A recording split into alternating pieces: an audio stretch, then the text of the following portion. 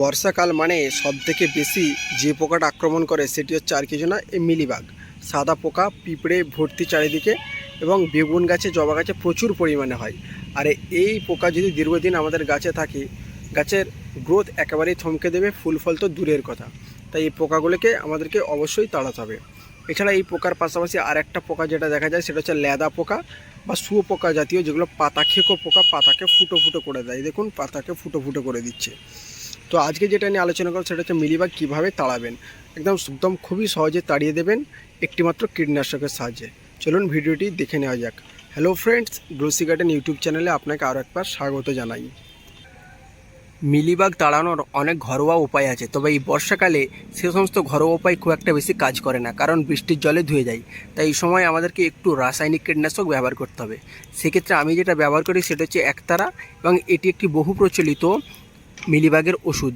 এটা সকলেই কম বেশি আমরা ব্যবহার করি। তো এর ডোজ কীরকম হবে, এটা কিভাবে ব্যবহার করব চলুন দেখানো যাক। তার আগে বলে দিই, এটি কোনো বিজ্ঞাপন না, বা একতারা কোম্পানির আমি কোনো বিজ্ঞাপন করছি না, যেটাতে সহজেই বাগান থেকে মিলিবাগ দূরে চলে যায়, তার জন্যই এই ভিডিও। কাছে যে স্প্রেয়ার আছে সেটা নিয়ে নেবেন। এটা 2 লিটারের স্প্রেয়ার। আমি কিন্তু 1.5 লিটার মতো জল নিয়েছি, কারণ আমার বেশি পোকা গাছে লাগেনি, তাই অল্প পরিমাণে বা 1.5 লিটার পরিমাণে জল নিয়ে নিয়েছি। 1.5 লিটার পরিমাণে আমরা কতটুকু এই একতারা মেশাবো সেটা দেখুন বন্ধুরা। একতারা ওষুধ আমরা যারা ব্যবহার করি চিনি, ঠিক এতটা পরিমাণ এই 1.5 লিটার জলে আমরা ব্যবহার করব। চাইলে আপনারা এটা 2 লিটার জলেও ব্যবহার করতে পারেন, কোনো অসুবিধা নেই।